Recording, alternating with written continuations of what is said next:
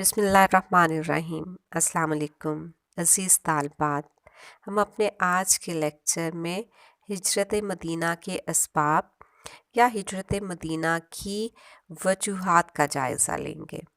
معراج کے موقع پر حضرت جبرائیل علیہ السلام نے حضرت محمد صلی اللہ علیہ وآلہ وسلم کو یثرب کا شہر بھی دکھایا تھا جو مدینہ النبی بننے والا تھا۔ معراج کے بعد ایسے حالات پیدا ہو گئے کہ ہجرت بے حد ضروری ہو گئی۔ ان حالات کا جائزہ لینے سے ہمیں ہجرت کے درج ذیل اسباب سامنے نظر آتے ہیں، اور اب ہم ان اسباب کا جائزہ لیں گے کہ وہ کون سے ہیں۔ سب سے پہلے اسلام کے فروغ میں رکاوٹ۔ حضرت محمد صلی اللہ علیہ وآلہ وسلم ایک مشن لے کر اس دنیا میں آئے تھے، اور وہ مشن کیا تھا؟ دین اسلام کی تبلیغ، اور آپ صلی اللہ علیہ وآلہ وسلم نے اس مشن کو مکمل کرنے کا بھرپور عزم کر رکھا تھا۔ شعیب ابی طالب کے بعد مکہ کے حالات ایسے ہو گئے تھے کہ اب مزید اسلام کی اشاعت مکہ میں ممکن نہ رہی تھی۔ صرف حج کے موقع پر آپ قبائل عرب کو اسلام کی دعوت دے سکتے تھے، کیونکہ حج کے موقع پر مشرکین مکہ کے نزدیک بھی تشدد کی کارروائیاں حرام تھیں، لیکن کفار مکہ کا منفی پروپیگنڈا اس قدر زوردار تھا کہ اس تبلیغ کے بھی کوئی بہتر نتائج برآمد نہیں ہو رہے تھے۔ لہٰذا ایک نئے مرکز کی ضرورت تھی جہاں سے اسلام زیادہ تیزی سے پھیلایا جا سکے، جہاں اسلام کی اشاعت زیادہ تیزی سے ممکن ہو سکے۔ اب ہم دیکھیں گے کہ یثرب میں دین اسلام نے کس طرح مقبولیت حاصل کی۔ یثرب کے دارالہجرت بننے کی ایک وجہ یہ تھی کہ یہاں کے لوگ بہت تیزی سے اسلام قبول کر رہے تھے۔ یثرب میں یہودیوں کی بہت بڑی تعداد آباد تھی، جن کے یہاں آنے کا مقصد ہی یہی تھا کہ ان کی کتابوں میں ایک نجات دہندہ کے آمد کی پیشگوئیاں موجود تھیں، اور ان پیشگوئیوں کے مطابق ان کے نجات دہندہ کو اسی شہر میں آنا تھا۔ بنو اوس و بنو خزرج کے جن لوگوں نے مکہ میں حضرت محمد صلی اللہ علیہ وآلہ وسلم سے ملاقات کی تھی، انہیں سمجھ آ گیا تھا کہ یہ وہی نبی ہیں جن کا ذکر یہود ان سے کرتے رہتے تھے۔ اس لیے انہوں نے فیصلہ کیا کہ یہودی نئے نبی کی بیعت کرنے میں ان سے آگے نہ بڑھنے پائے، اور انہوں نے نہ صرف اسلام قبول کیا بلکہ واپسی پر اسلام کی اشاعت کے لیے بھی بہت زیادہ کام کیا۔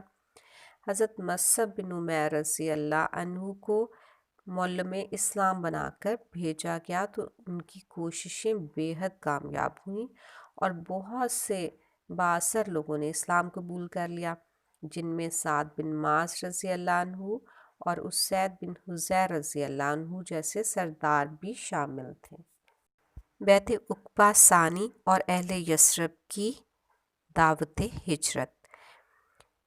نبوت کے 13ویں سال یثرب کے مسلمانوں نے حج کا فریضہ ادا کیا اور منع کے خفیہ مقام عقبہ میں رات کی تاریکی میں حضرت محمد صلی اللہ علیہ وآلہ وسلم سے ملاقات کی، اور ان سے درخواست کی کہ آپ یثرب تشریف لے آئیں، ہم آپ کی ویسے ہی حفاظت کریں گے جیسے اپنے گھر والوں کی کرتے ہیں، اور آپ کے لیے جان و مال کی قربانی دیں گے۔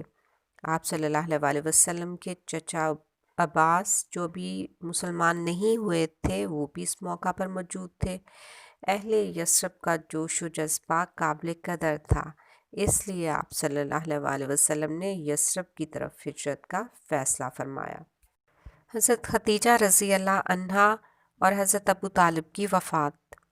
دوسری طرف ہم دیکھتے ہیں کہ مکہ میں حضرت خدیجہ رضی اللہ تعالی عنہا اور حضرت ابو طالب کے وفات پا جانے کے بعد اہل مکہ کے راستے کی آخری رکاوٹیں بھی دور ہو گئیں، کیونکہ حضرت ابو طالب بنو عبد مناف کے سردار تھے، اس لیے ان کی موجودگی اور ان کی حمایت کی وجہ سے حضرت محمد صلی اللہ علیہ وسلم کو نقصان پہنچانے کا مطلب یہ تھا کہ ان کے قبیلے سے جنگ مول لی جائے، اور حضرت خدیجہ رضی اللہ عنہا مکہ کی مالدار اور فیاض خاتون تھیں۔ سرداران مکہ میں سے بہت سوں پر ان کے بے حد احسانات تھے، اس لیے عرب روایات کے مطابق کفار مکہ ان کے شوہر پر ہاتھ اٹھاتے ہوئے ہچکچاتے تھے۔ عام الحزن، عام الحزن یعنی غم کا سال۔ نبوت کے 10ویں سال حضرت خدیجہ رضی اللہ عنہا اور حضرت ابو طالب کی وفات ہو گئی تھی، اور اس سال کو غم کا سال کہا جاتا ہے۔ عام الحزن یعنی غم کا سال کہا جاتا ہے۔ عام الحزن کے بعد کفار مکہ نے حضرت محمد صلی اللہ علیہ وسلم کو اپنے راستے سے ہٹانے کے اعلانیہ عزائم کا اظہار کرنا شروع کر دیا۔ مظالم کی انتہا۔ عام مسلمان جو پہلے بھی ستائے جاتے تھے، اب ان پر مظالم کی انتہا ہو گئی، یہاں تک کہ بہت سے مسلمانوں نے حضرت محمد صلی اللہ علیہ وسلم کی اجازت سے حبشہ کی طرف ہجرت کی، اور کئی ایک صحابہ نے حضرت محمد صلی اللہ علیہ وسلم سے فریاد کی اور پوچھا کہ اللہ کی مدد کب آئے گی۔ الغرض مومنین کو اس ظالمانہ فضا سے نکالنا بے حد ضروری ہو گیا تھا۔ ہجرت حبشہ کی کامیابی۔ جن مسلمانوں نے حبشہ کی طرف ہجرت کی تھی وہ نہ صرف پرسکون زندگی گزار رہے تھے بلکہ اسلام کی اشاعت بھی کر رہے تھے۔ اس کا صاف مطلب یہ تھا کہ مکہ سے باہر اللہ تعالیٰ کے دین کو پھیلانے کے بہتر مواقع موجود ہیں، اور اس کامیاب تجربہ سے مسلمانوں کی حوصلہ افزائی ہوئی۔ یثرب کی جغرافیائی اہمیت۔ یثرب اس شاہراہ پر واقع تھا جو مدینہ سے شام کی طرف جاتی تھی اور جس پر سے اہل مکہ کے تجارتی قافلے گزرتے تھے۔ یثرب منتقل ہو جانے سے مسلمانوں کو مکہ والوں پر معاشی دباؤ ڈالنے کا موقع بھی مل جاتا۔ اس کا اندازہ اس بات سے ہو سکتا ہے کہ جب بیعت عقبہ ثانی کے بعد مکہ والوں نے یثرب کے مسلمانوں کو پکڑنے کی کوشش کی اور سعد بن عبادہ رضی اللہ عنہ ان کے قابو میں آ گئے تو وہ انہیں مارتے پیٹتے ان کے بال نوچتے مکہ واپس لے آئے، تو معتم بن عدی اور حارث بن حرب فوراً ان کی مدد کو پہنچے، کیونکہ ان کے تجارتی قافلے حضرت سعد رضی اللہ عنہ ہی کی پناہ میں یثرب سے گزرتے تھے، اور حضرت سعد رضی اللہ عنہ نے بھی واضح کر دیا کہ اگر تم لوگ ہمیں طواف کعبہ سے روکو گے تو ہم تمہیں اس سے روک دیں گے جو تمہارے لیے اس سے بھی اہم ہے، یعنی یثرب سے گزرنے والی تجارتی شاہراہ۔ یثرب ایک محفوظ شہر۔ یثرب کی جغرافیائی اہمیت کے علاوہ یثرب کے ارد گرد کی پہاڑیاں اور حفاظتی دیوار والے باغات کسی بھی وقت یثرب کو ایک مضبوط قلعہ بنا سکتے تھے، جیسا کہ غزوہ خندق میں ہوا کہ مدینہ پر دو اطراف سے حملہ کرنا ممکن نہ تھا۔ جب کفار مکہ نے مدینہ پر حملہ کیا تو مسلمانوں نے جس طرف سے حملہ ہوا اس طرف خندق کھود لی تھی اور باقی اطراف میں مدینہ کی حفاظت اس کے ارد گرد موجود پہاڑیوں اور حفاظتی دیوار والے باغات نے کی تھی۔ سرداران قریش کا ناپاک فیصلہ۔ بیعت عقبہ ثانی کے بعد حضرت محمد صلی اللہ علیہ وسلم کی اجازت سے مسلمان ایک ایک کر کے یثرب کی طرف ہجرت کرنے لگے، یہاں تک کہ حضرت محمد صلی اللہ علیہ وسلم، حضرت ابو بکر صدیق رضی اللہ عنہ اور حضرت علی رضی اللہ عنہ مکہ میں رہ گئے اور اللہ تعالیٰ کے حکم کا انتظار کرنے لگے۔ بیعت عقبہ ثانی کے تقریباً 2.5 ماہ بعد 26 صفر کو سرداران مکہ دارالندوہ میں جمع ہوئے اور اس بات پر مشورے کرنے لگے کہ مسلمانوں کے یثرب چلے جانے کے بعد ان کے مفادات کو جو خطرہ لاحق ہو گیا ہے اس کا مقابلہ کیسے کیا جائے۔